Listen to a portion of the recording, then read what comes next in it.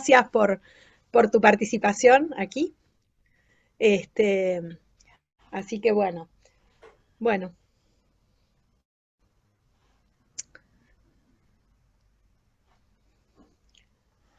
Y también hay otra persona de México, Alan Cabello Ah, Hernández. fantástico. Ah, bueno, sí, no había visto el chat. Bien, gracias.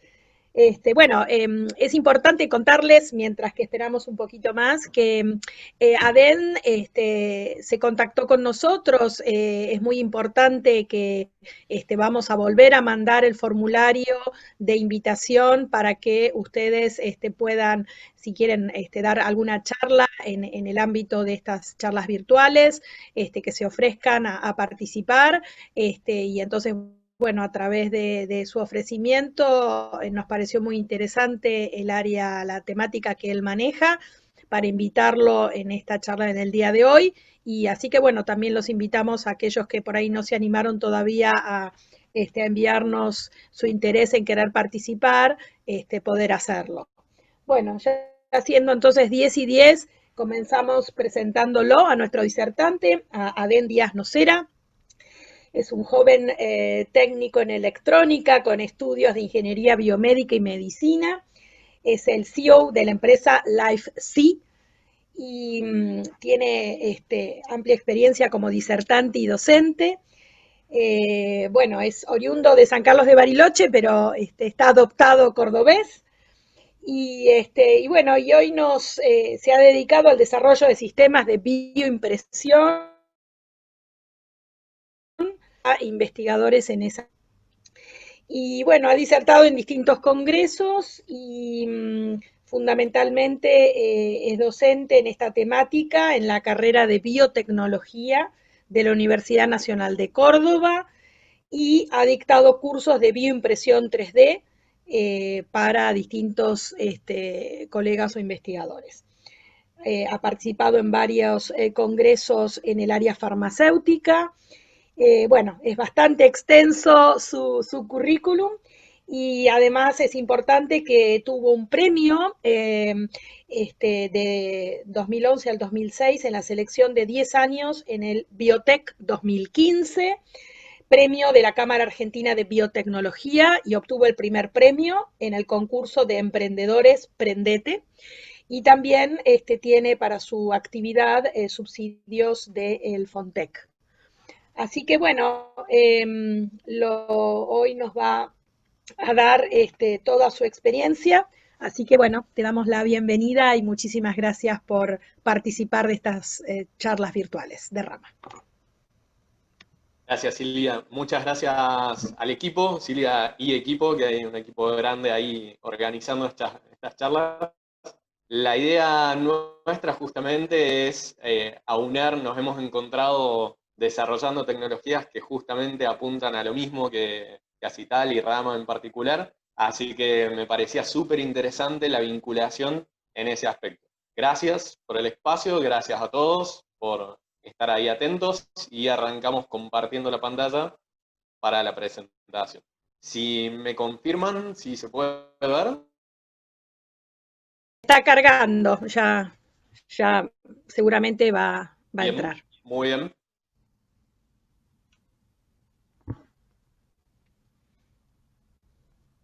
Perfecto. Les hago una breve introducción. LifeC es una empresa cordobesa que nos dedicamos al desarrollo de tecnología para investigación. Aún todavía no se carga, ¿eh? A ver, Y en particular nos orientamos a todo lo que es biofabricación o fabricación de estructuras de... No se está compartiendo la pantalla. Se está compartiendo, fíjate, capaz que tenés que volver a compartirla. Sí.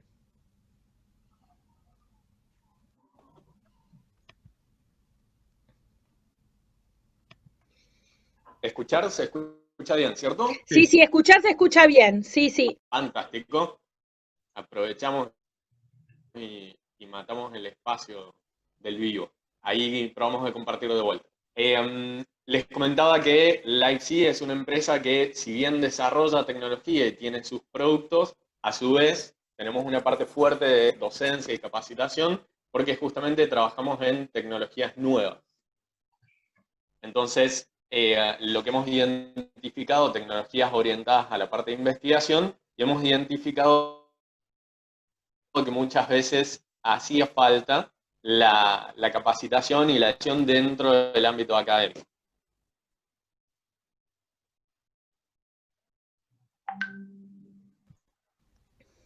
¿Será que se está cargando el Prezi? Qué raro, porque hoy lo chequeamos. Sí, porque no se ve todavía, Eden. A ver.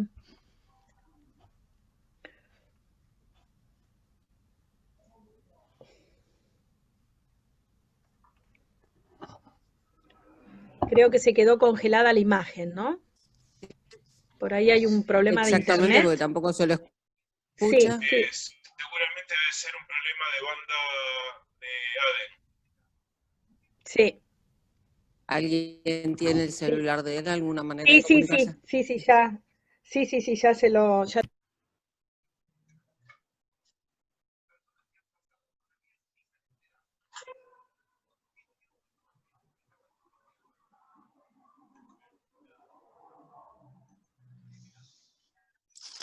Suspendan la grabación, porque sigue grabando.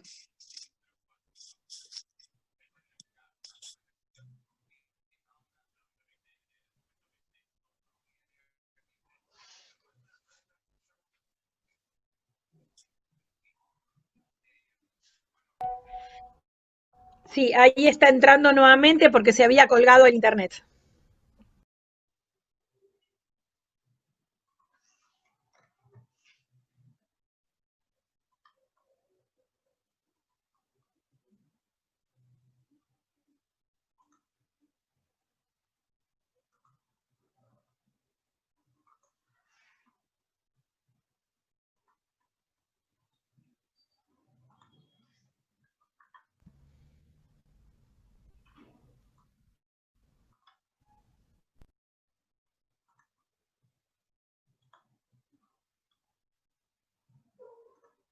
Mientras tanto, si no leyeron el chat, las preguntas las vamos a hacer al final de la presentación para no interrumpir en la misma.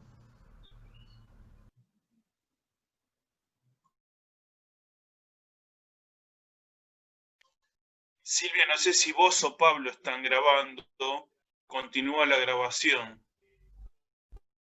Sí, es Pablo. Ah, No bueno. importa, Gabriel, después yo la edito. Perfecto, Pablo, no hay problema.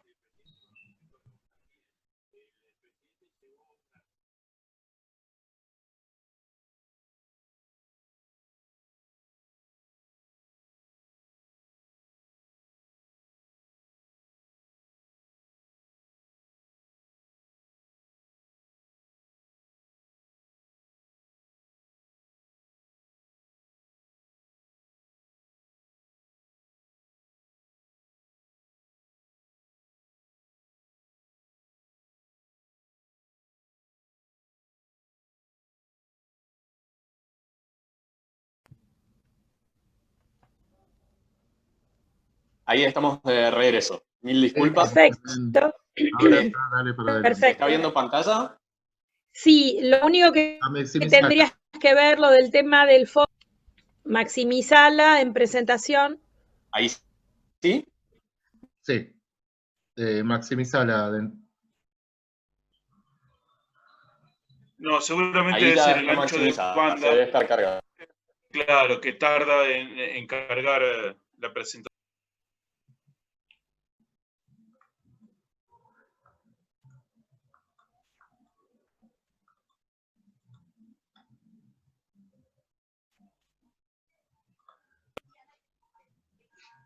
Ahí sí la cargó la primera diapositiva.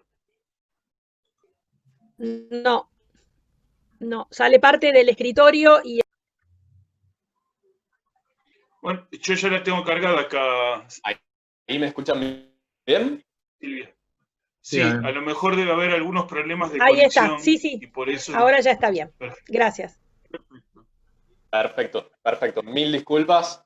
Bueno, teníamos unos videitos ahí, así que les vamos a acercar los links después para que lo puedan ver.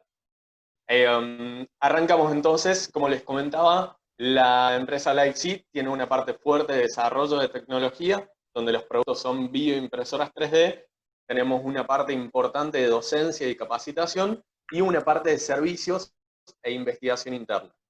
Nosotros contamos con nuestro propio laboratorio de cultivo celular e ingeniería de tejidos para aplicación de estas tecnologías. Entonces, lo principal es qué es las que usamos acá, y es justamente el uso de la tecnología de impresión 3D para la fabricación de tejidos biológicos. Dentro del campo académico, uno puede encontrar trabajos donde se use la tecnología de impresión para generar estructuras tridimensionales biocompatibles, pero sin células.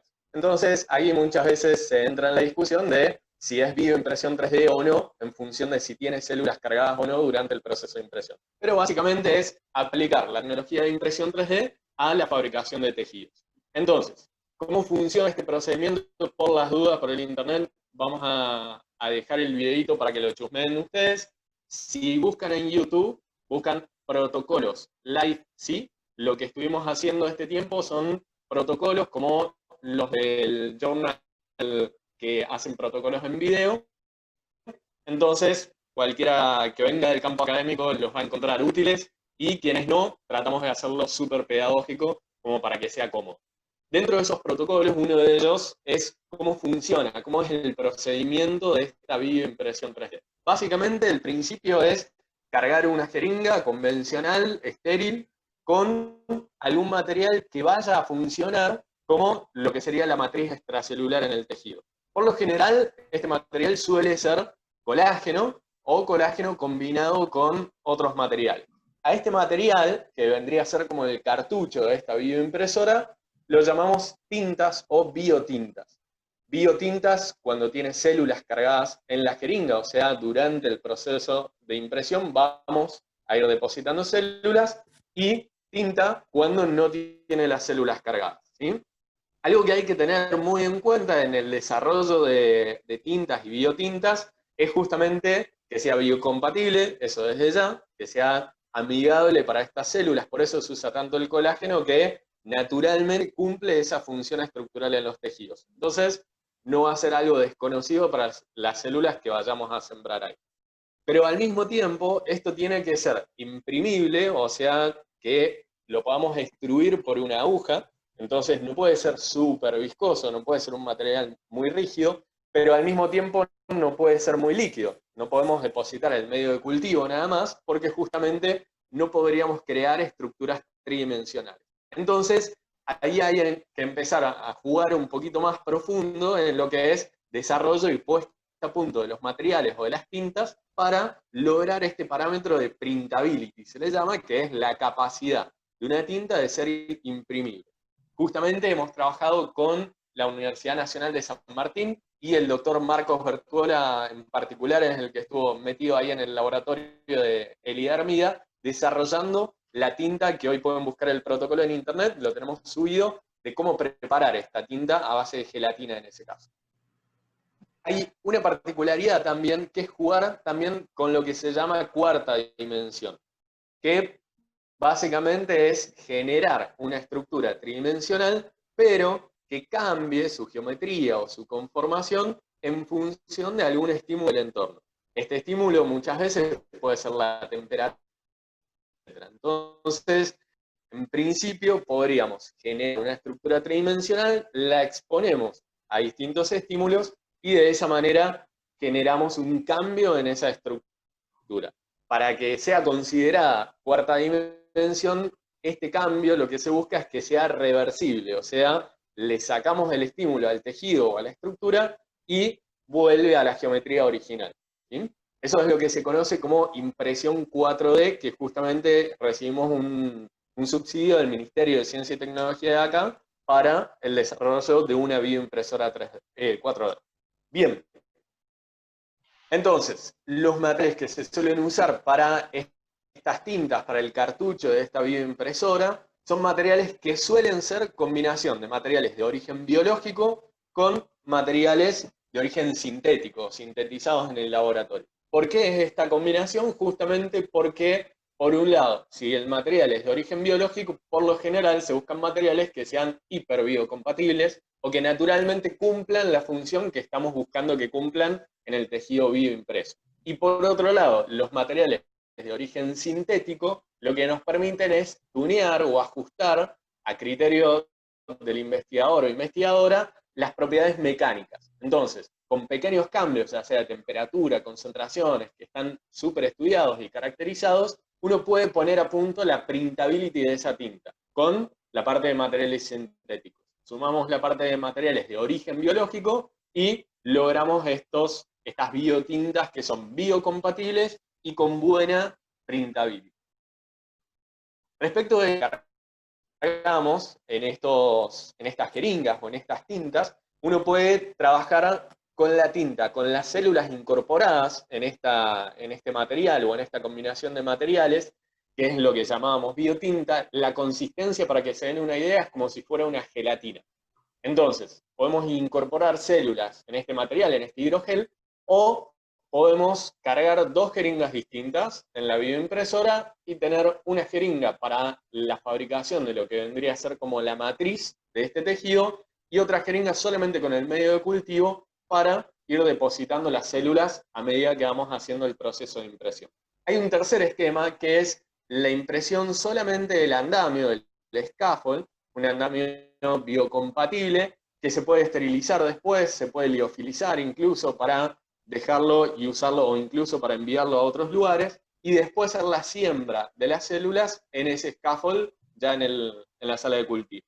Entonces, ¿qué nos permite eso? Hacer el proceso de impresión 3D fuera del flujo laminar, esterilizar después el scaffold y la siembra sí se hace en las condiciones tradicionales de cultivo.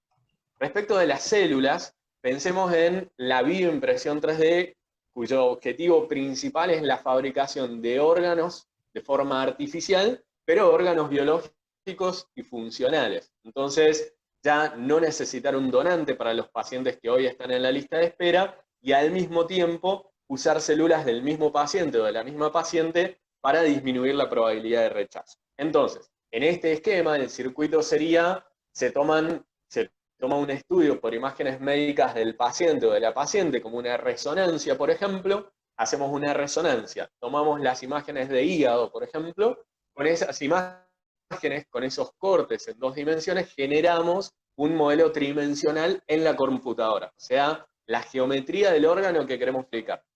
Tomamos la biotinta o la tinta de colágeno, por ejemplo, cargamos células del paciente o de la paciente y se bioimprime ese diseño, esa estructura tridimensional exactamente igual que lo que tenía el paciente o la paciente y con sus propias células. Ese es el objetivo final. Dentro de ese esquema hay pasos previos, pero dentro de ese esquema las células es un punto fundamental. ¿Cómo hacemos para conseguir la cantidad de células que necesitamos para fabricar un órgano de tamaño real y funcional? Y principalmente células de distinto tipo celular. Ahí está otro de los grandes desafíos. Entonces, ahí aparecen distintos esquemas, por ejemplo, usar células ya diferenciadas de los tipos celulares que corresponden para cada uno de los tejidos que querramos fabricar, usar células pluripotentes, ¿sí? O células madre, pero ahí justamente hay una limitante en la cantidad que podemos obtener, sobre todo en pacientes adultos, ¿no? Donde no tenemos el cordón y el cordón umbilical, que es algo que se ha puesto muy de moda guardarlo, y ahí es donde surge la potencia que tienen las iPSC, o células pluripotentes inducidas, donde justamente lo que podemos hacer es tomar células ya diferenciadas y convertirlas o inducirles esta pluripotencia. Entonces, ya no necesitamos guardar en ese esquema, ¿no? No necesitamos que sean de cordón, no necesitamos que lo están sacando también de la pulpa dentaria, células madre también. Entonces, no necesitamos algo que sea tan chiquito y después expandirlas en el labo, sino que podemos tomar tejidos grandes y ya diferenciados y desdiferenciarlos, entre comillas, ¿sí?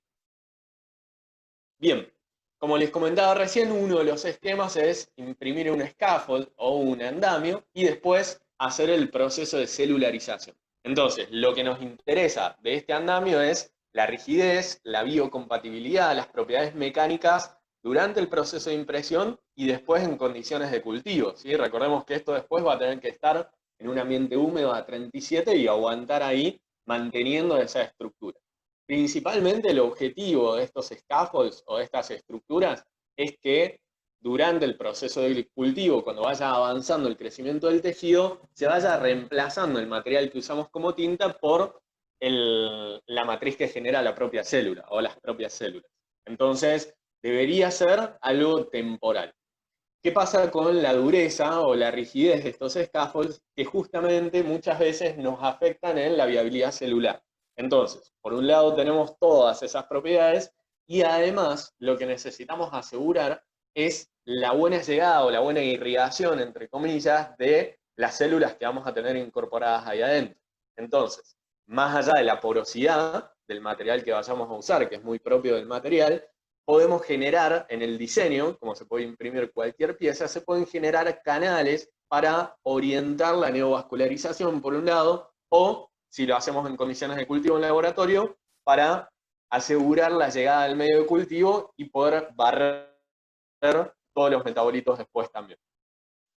Bien, como comentábamos previamente, está también la parte de la cuarta dimensión, ¿sí? Que es justamente cuando este scaffold o este andamio cambia su forma a partir de algún estímulo del entorno, ¿sí? Que recordemos puede ser, la mayoría de las veces es la temperatura, pero podría ser el pH o concentraciones de distintas sustancias. Bien, ¿cuáles son los approach técnicos para resolver o para generar estas estructuras tridimensionales con materiales biológicos? En principio, y una de las más utilizadas, y es de las que más utilizamos nosotros también, son las bioimpresiones basadas en extrusión. No vamos a entrar en el video por las dudas. Las presentaciones se las pueden bajar de la página web, así que lo que necesiten, livec.com.ar, y ahí se pueden bajar la info, publicaciones científicas, etc. En los sistemas basados en extrusión, principalmente se trabaja con jeringas, de manera que son estructuras que ya están estériles y aprobadas por el ente regulador. Entonces, de esa manera, el material, la biotinta, va a estar en contacto solamente con una jeringa que está aprobada por ANMAT. Entonces, de esa manera, el equipo no entra en contacto y aseguramos la mantención de la no contaminación, ¿sí? Bien, por un lado tenemos eso, y este es un trabajo que me gustaría que chusmeen los que les interese tanto como a nosotros esta tecnología, que chusmeen el trabajo que hicieron en la Universidad de Tel Aviv, que lo que han logrado es bioimprimir una réplica de un corazón, cuya geometría era exactamente igual que el corazón, a escala, claramente, y en este caso han logrado incorporar 3 tipos celulares en las zonas que correspondían, ¿sí? Es a prueba de concepto, obviamente, no es un órgano funcional, pero justamente lo que nos asegura es que vamos bien encaminados. ¿Qué fue lo interesante de esto? Por un lado, una geometría compleja, como es la del corazón, y por otro lado, la combinación de distintos tipos celulares en las ubicaciones que corresponden dentro del órgano. Bien. Hay un trabajo súper interesante también de Wake Forest en Estados Unidos, donde lo que han hecho fue agarrar una impresora HP, le abrieron el cartucho donde iba la tinta, una impresora inkjet, y ahí le metieron medio de cultivo con células y con algunos materiales. Esta tecnología se está usando, ya no fuera de escala la presentación, no entiendo, se va de la pantalla. El problema es que es presi y es dinámica la presentación, por eso.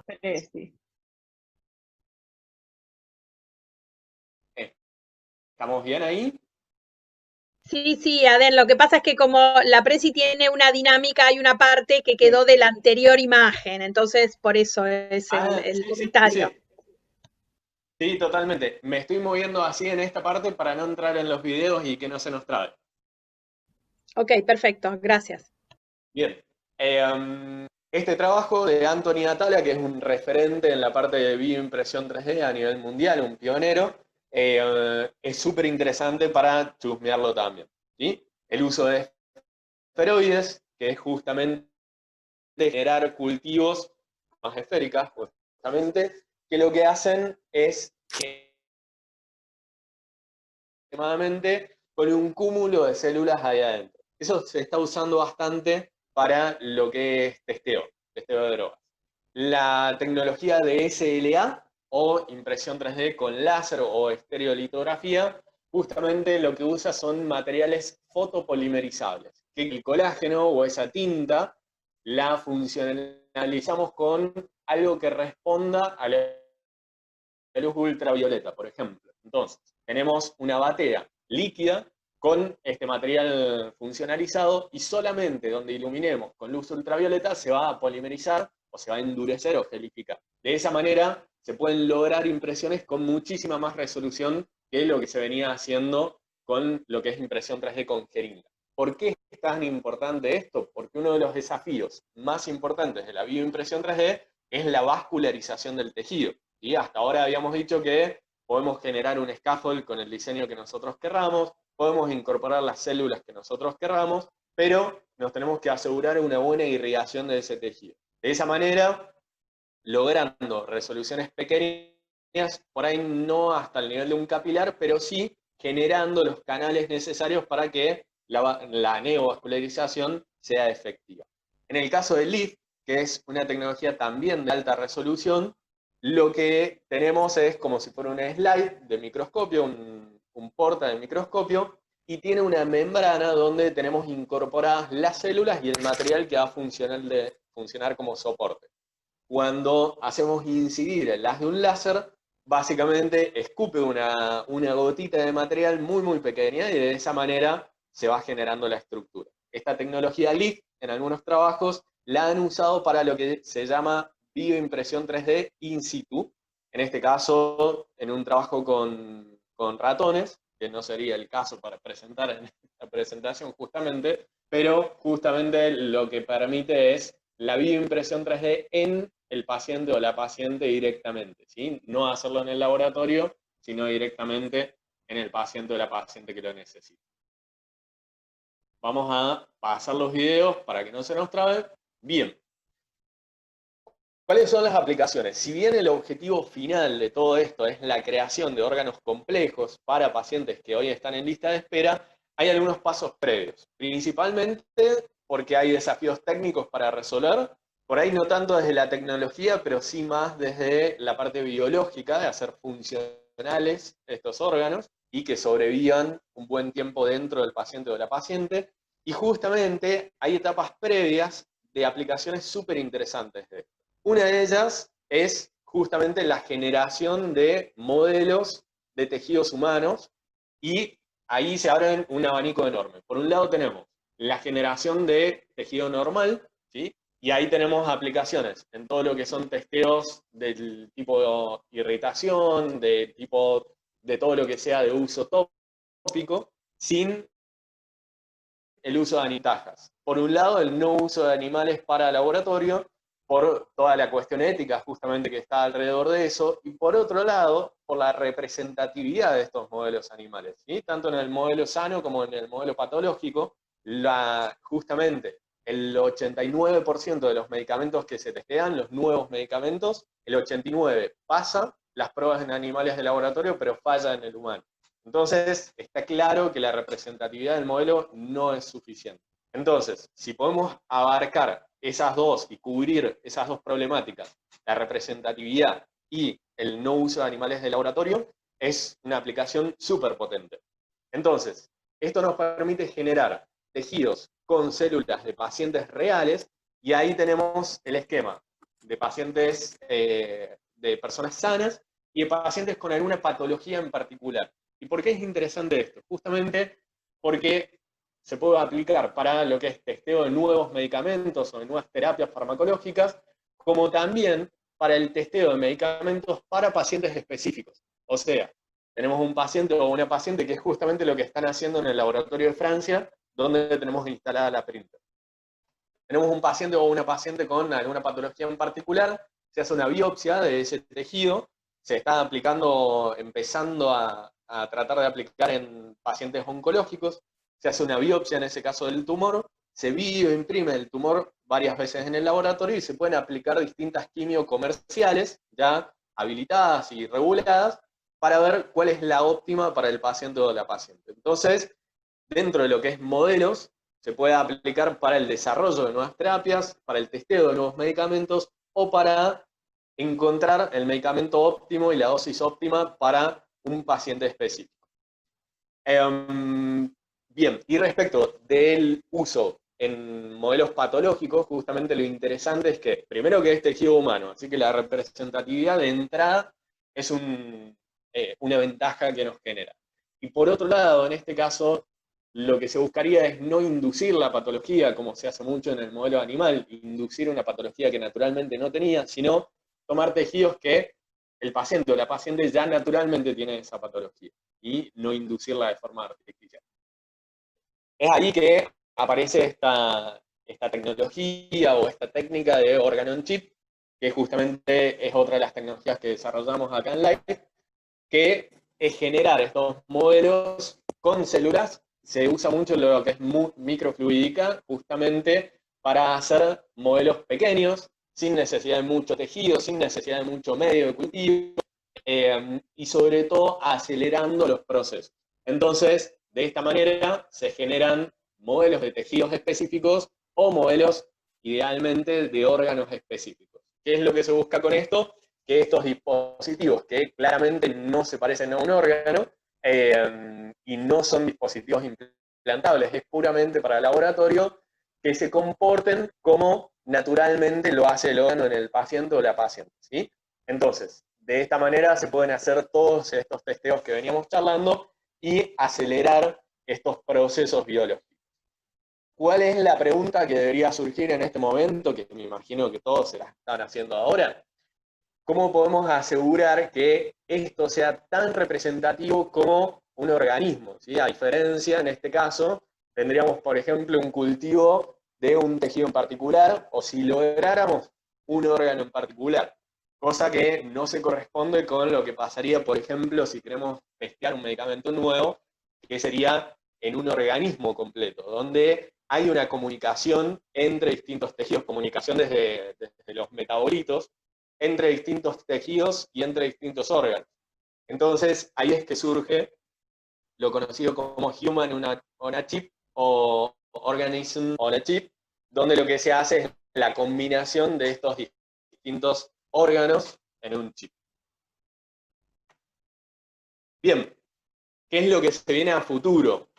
Hay algunos trabajos súper interesantes tanteando cuáles son las potenciales aplicaciones de todo esto. Algo sí, súper importante es el tema regulatorio, ¿sí? La aplicación clínica del trabajo con células incorporadas, de la bioimpresión 3D con células, aún no está regulado. Entonces, justamente porque es un desafío enorme regularlo, pero nos hemos propuesto como desafío nosotros internamente acompañar ese proceso también, porque nos interesa que esté regulado. Tanto la regulación en lo que es bioimpresión 3D para generación de órganos, como también para el uso de estos métodos alternativos, de estas tecnologías de tejidos y modelos de tejidos, para la aplicación en testeos que tradicionalmente se vienen haciendo en modelos animales. Entonces, generar estos modelos de patologías y hacer el drug screening de pacientes específicos.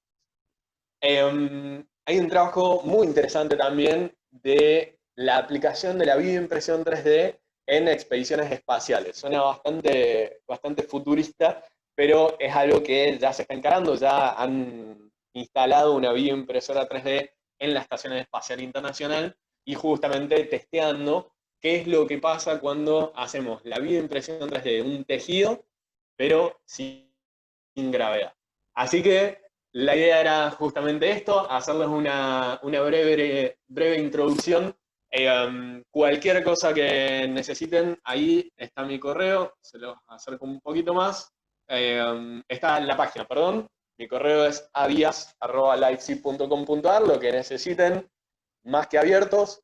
Y chusmense los videos que están en YouTube, que son como protocolos como los protocolos de investigación académica, como para que vean cómo es el procedimiento, así no se nos trae la presentación, cómo es el procedimiento de la videoimpresión 3D. ¿Sí? Muchísimas gracias, gracias al equipo por el espacio y quedo abierto a las preguntas que surgen. Bueno, gracias Adén por la charla, es terriblemente interesante.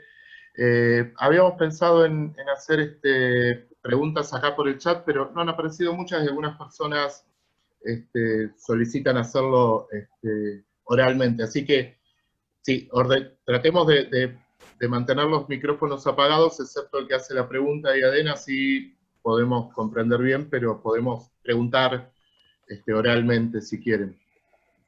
Perfecto. Marcelo, Hola. vos habías... Pablo. Sí. Sí, había solicitado. Bueno, en primer lugar, Adén, te felicito, realmente este trabajo es esencial y necesario, y me viene bien justamente porque vos nombraste a Atala, Antonio Atala, que digamos fue el antecesor, que es la ingeniería tisular, y nosotros, del Garrahan, yo estoy a cargo del bioterio del Garrahan, Bien.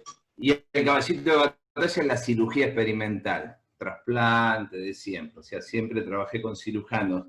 Y tuvimos un fellow que hoy, bueno, es jefe de urología del Hospital Austral, que es el doctor Germán Falque, que hizo su fellow en Boston con Atala y vino con todo el entusiasmo a comprar la estufa de CO2 y bueno, pasó que no le dieron la bola necesaria, ¿no? Porque hoy estaríamos haciendo esto seguramente. Habría seguramente un laboratorio de este tema. Algunos trabajos los presentamos en ACITAL, no sé si los viejos de ACITAL se acuerdan, de reconstrucción de vejiga, etcétera, etcétera. Se usaban los polímeros, me recuerda todo esto, ¿no? Bueno, lamentablemente Germán no siguió, pero siempre sí sus compañeros cirujanos. Hoy en día estamos desarrollando un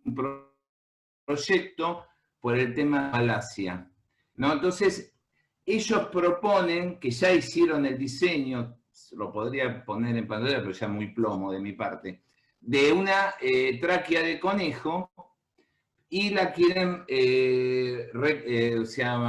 recubrir endotelialmente con todo cadavérico, con una aorta, ¿no? Entonces yo le dije, pero ¿por qué no intentamos celularizarla, ¿no? Entonces, bueno, esa es la pregunta. Seguramente nos vamos a conectar. Sí, ¿qué posibilidades, digamos, sin tener un alto, digamos, entrenamiento en el tema, de celularizar ese polímero que imprimimos? Buenísimo, buenísimo. Gracias. Y aprovecho, justamente como tenemos este perfil medio de investigación, hacemos muchas colaboraciones con institutos, como si fuéramos un instituto del CONI. Trabajamos mucho en colaboración y ahora que tenemos montado el labo, es más fácil hacer la parte de cultivo nosotros. Respecto de la celularización, justamente son materiales biocompatibles todos los que trabajamos, así que desde el punto de vista de biocompatibilidad, recontra bien. En el caso justo de la traqueomalacia, lo que sí hay que tener en cuenta es que la estructura tiene que ser rígida, justamente por los anillos de la tráquea, entonces ahí por ahí lo que conviene es hacer más una combinación de materiales. Sí, lo que te interesa en ese caso en particular es la celularización de la parte endotelial, de la parte interna de la luz del tubo. Pero por ahí no hace falta que tengas condrocitos en los anillos, entonces podés hacer una combinación de algún material más rígido, biocompatible, pero más rígido en la parte de los anillos, y después sí, una estructura interna de algún colágeno o alguna membrana que pueda celularizar o que mismo el paciente vaya migrando las células hacia adentro, dependiendo de la longitud de la estenosis, ¿no? Creo que estás muteado. Que perfecto, te agradezco mucho y seguramente nos vamos a contactar. Encantado, encantado. Gracias.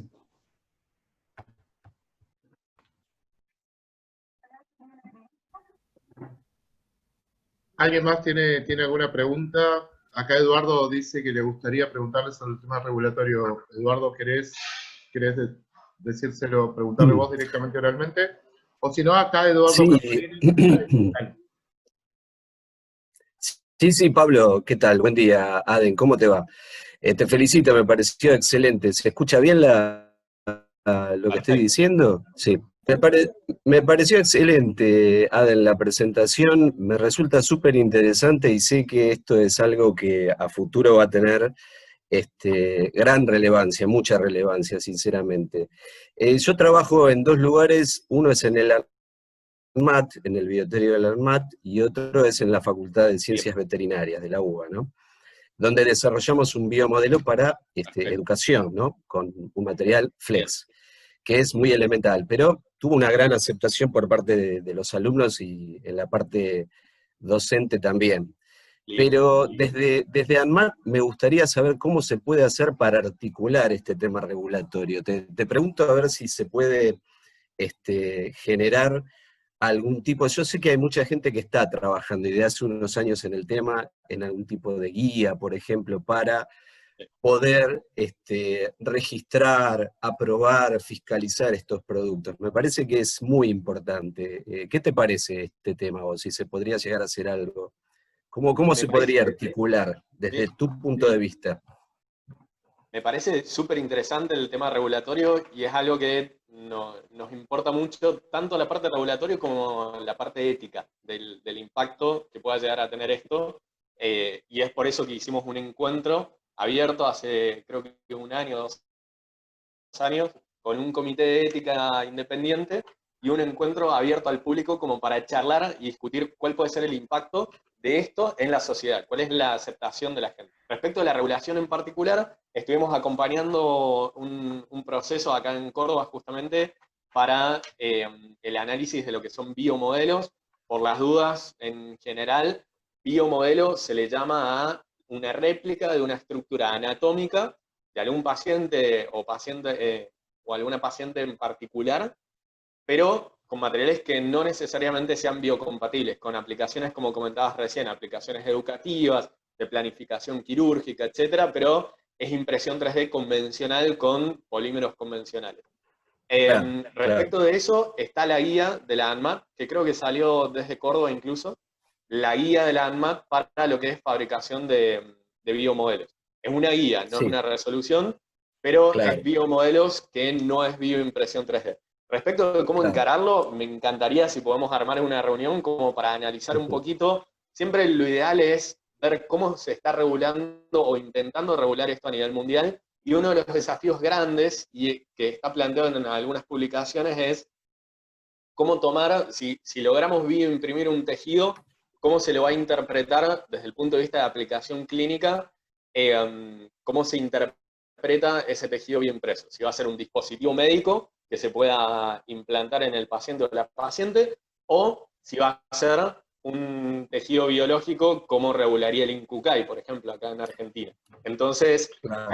me parece que no solo articular entre los que estamos trabajando en la aplicación de la tecnología esta y la ANMAT, sino también tantear un poquito INCUCAI, porque acá hay material biológico. Entonces, tantear un poquito. Claro, Entiendo, claro. estuvimos haciendo un análisis y entiendo que hay algo de ANMAT de lo que son tejidos para investigación. Tendríamos que meternos Sí. un poquito más profundo, pero creo que hay algunas resoluciones sobre eso. Pero me encantaría armar una reunión y tantear eso. Hola, yo tengo una pregunta. ¿Me escuchan? Gracias, Adem. Gracias. Sí, adelante.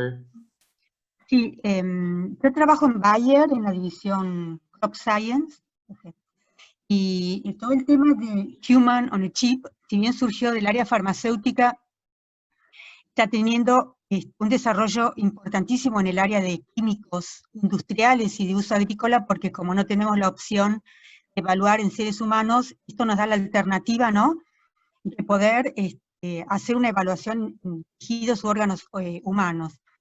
Pero el tema regulatorio viene por en nuestro caso, viene por el lado de la representatividad de los estudios, y por eso te quería preguntar, si ustedes cuando fabrican órganos utilizan células de un mismo donante o pueden mezclar en el mismo órgano células de diferentes donantes, como para tener una representatividad mayor de los resultados. ¿Entendés? O sea, que el órgano no represente lo que sería la respuesta de un solo ser humano a la exposición a un químico, sino que en un órgano tengamos representatividad que podamos abarcar la variabilidad biológica que existe dentro de los seres humanos.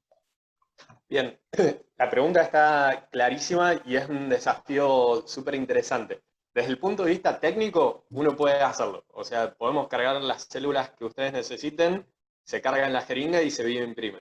Después habrá que analizar justamente si no estamos generando una respuesta inmune, porque serían células de distintos pacientes. Por ahí creo yo que lo que convendría es hacer muchos órganos on a chip de distintos pacientes y hacer un estudio como estadístico, un estudio bien amplio, pero con organitos u organismos de distintos pacientes.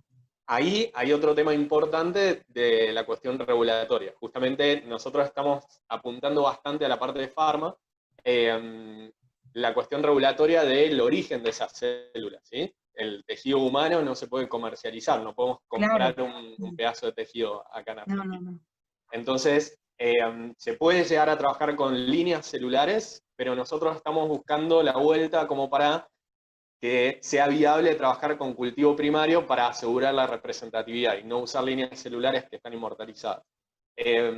Técnicamente, lo que decís se puede hacer, no sé si funcionarán células de distintos pacientes en el mismo tejido, no creo, pero sí está la opción de hacer muchos iguales y después hacer un análisis como si lo hicieras con los voluntarios como se hace en el tejido de drogas.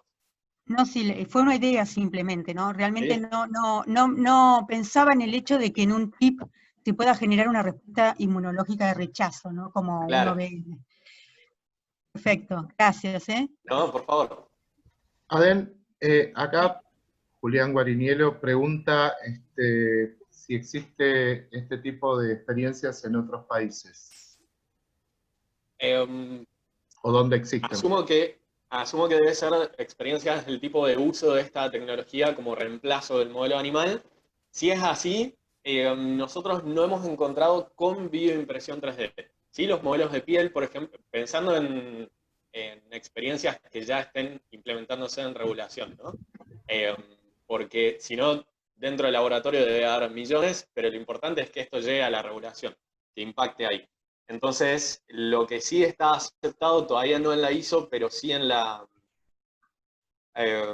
OSD, si mal no recuerdo las siglas, siempre se me mezclan, el uso de modelos de piel, modelos comerciales de piel. En este caso no se usa bioimpresión 3D, son modelos de cultivo prácticamente. Piel en particular es un órgano laminar, así que la geometría no es muy compleja, pero sí la ventaja de la bioimpresión 3D ahí es justamente generar las redes vasculares para la irrigación, sobre todo si querés ver irritación, por ejemplo. Entonces, evaluar con una red vascular, con irrigación, qué es lo que realmente pasaría y con tejido humano. Ahí es donde tratamos de meter el diferencial de la combinación de bioimpresión 3D y acelerar ese proceso, esos testeos con la microfluídica. Gracias. ¿Alguien más querría hacer alguna pregunta o algún comentario? Sí, yo, Susana Gortolzani. ¿Ustedes tienen experiencia, o sea, ya probaron algún órgano chip, aun cuando sea a nivel de laboratorio, digamos, experimental, no desde el punto de vista regulatorio? Bien, el labo de cultivo lo terminamos de montar la semana pasada, así que recién ahora vamos a empezar a trabajar nosotros, justamente para poder hacerlo más rápido, de forma interna. Pero apenas esté, seguro que lo vamos a publicar, así que estén atentos por ahí. Perfecto. Y de intestino, porque en tracto gastrointestinal pusiste hepatocitos nada más. ¿Lo pusiste porque elegiste alguno en particular o tiene alguna particularidad que nunca lo probaron en la parte intestinal? Digamos, relacionada con todos los que son procesos inflamatorios intestinales y todo eso. Es a modo de ejemplo, puramente.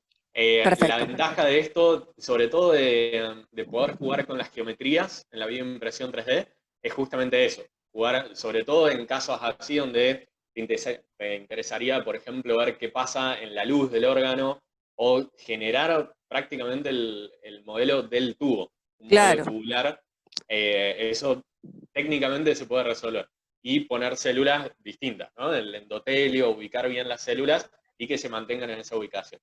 Por eso también es importante muchas veces usar células ya diferenciadas en el proceso de bioimpresión 3D. Para que no haya, si usamos células pluripotentes, deberíamos ubicar factores de diferenciación dentro del scaffold para que las que ubiquemos donde corresponde se diferencien a lo que corresponde. Entonces, ahí tenemos riesgos de que se diferencien para cualquier lado, Claro. o afectar la viabilidad en función de, son como más sensibles a las condiciones que generamos con el scaffold. Pero si ya están diferenciadas, en principio no habría tanto problema.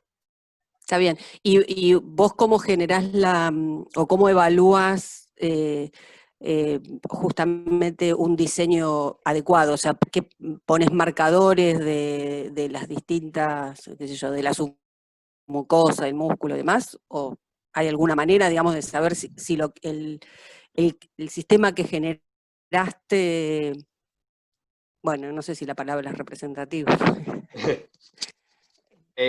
digamos, es confiable, no sé cuál Sí. es la palabra adecuada. Sí, o Bueno, sea, saber ahí, que sí, totalmente. Que- Ahí lo se han fundamental, diferenciado. tal cual. Personalmente creo que lo ideal sería trabajar con células ya diferenciadas o diferenciarlas antes en el labo, antes de hacer el proceso Ah, de impresión, perfecto. o sea, ir directo Perfecto. con diferenciadas. Respecto a la representatividad, lo que hemos planteado son dos fases de validación de todo esto. La primera fase contra el modelo animal, o sea, agarrar algún laboratorio que hoy en día siga trabajando con modelos animales y agarrar, si tienen que probar un dispositivo o un principio activo nuevo, que naturalmente lo harían con animales, que paralelamente lo hagan con esta tecnología. Entonces, ahí lo que buscamos en la primera fase es validar respecto del modelo animal. Es decir, si lo ibas a testear en animal, el resultado te haría lo mismo que si lo testeas con esta tecnología. La segunda fase es de representatividad respecto del paciente o de la paciente humano.